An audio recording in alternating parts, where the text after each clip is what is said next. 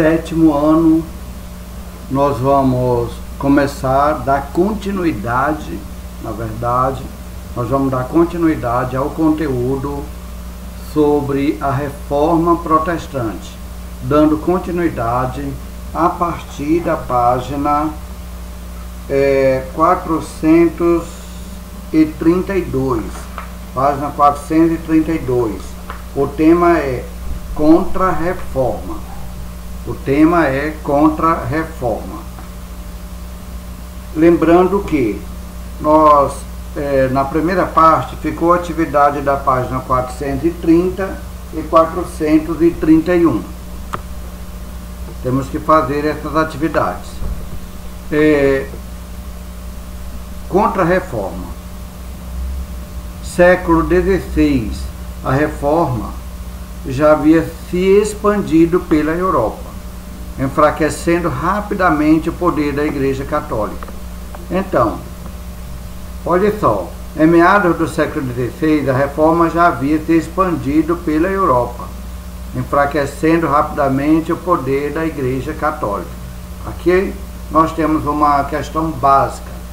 Nós temos que entender que a Contra-Reforma, ela foi uma estratégia utilizada pela Igreja Católica com objetivos, com pretensões de deter o avanço do protestantismo.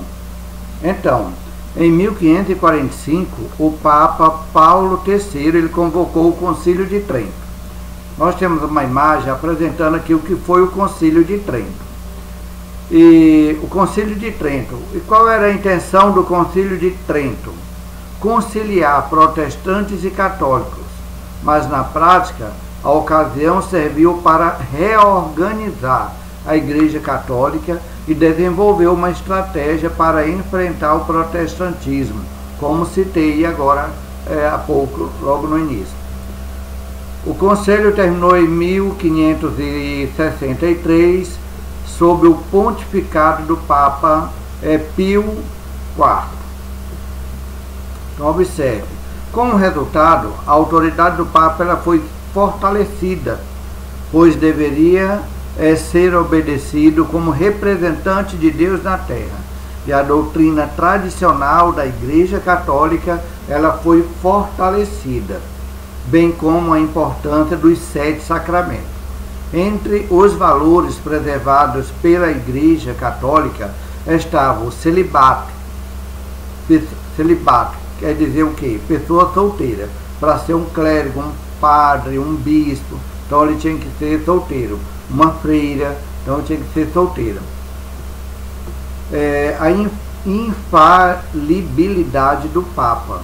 O culto à Virgem Maria e aos santos e a salvação pela fé e pelas obras. Então, esses dogmas eles foram reafirmados neste período.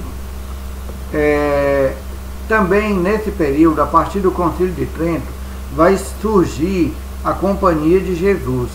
Ela é fundada na Espanha pelo padre Inácio de Loyola. Então, a Companhia de Jesus ela vai formar os padres jesuítas, e a missão era catequizar nas terras do Novo Mundo, onde eles estavam conquistando aqui na América. Então, estavam conquistando e procuravam levar a religião católica a esses novos cristãos. Outro tema que é bastante discutido nessa questão é a Inquisição. Ela foi ativada, e a Inquisição ela era um tribunal, feito por um tribunal, onde os inquisidores julgavam pessoas que eram que sofriam alguma condenação. Então elas julgavam, e essas pessoas podiam ter vários tipos de morte, inclusive ser condenado a morrer na fogueira. Nós temos aqui a Companhia de Jesus, falando mais nesse box, falando mais sobre a Companhia de Jesus. Foi uma ordem religiosa formada por padres jesuítas, chamados de soldados de Cristo. Os jesuítas tinham a função de se dirigir a lugares onde havia pessoas que pudessem ser convertidas à fé católica por meio da catequese. Com a conquista da América, do Brasil, os jesuítas tiveram importante papel na educação e conversão dos povos indígenas. Então, 1540, Inácio de Loyola, ele funda a Companhia de Jesus, isso na Espanha. E nós temos um efeito positivo para a igreja nesse sentido. Pensando por esse lado, o efeito foi positivo porque eles conseguiram converter muitos cristãos aqui da América. Por exemplo, os indígenas, que não sabiam o que era o cristianismo. Então eles conseguiram converter muitos indígenas nesse período. Perdiam fiéis na Europa, conquistavam fiéis na América. Aí nós temos aqui um texto falando mais sobre a Inquisição. Consequências da Contra-Reforma, a Inquisição. Com o retorno da Inquisição, o Tribunal do Santo Ofício, as diferenças se agravaram, principalmente pelos métodos de tortura para a obtenção de confissões, pelo incentivo à delação. Qualquer pessoa podia denunciar e não precisava ter provas para denunciar alguém. O Tribunal do Santo Ofício tinha o poder de processar, perseguir e condenar os acusados por heresia. Heresia, aqui do ladinho está explicando, ideia ou atitude que contraria a doutrina religiosa. Nós temos aqui um exemplo de como era o tribunal da Inquisição, como era uma sessão de julgamento. As pessoas, elas eram interrogadas e submetidas à tortura, porque eles achavam que com a tortura, pessoas sofrendo muito, poderiam se revelar ou dizer o que era realmente estavam fazendo. Nós temos a Congregação do Índice, responsável pela listagem, Congregação do Índice. É uma lista de livros que eles vão fixar em vários locais, principalmente nas paróquias, livros proibidos a leitura.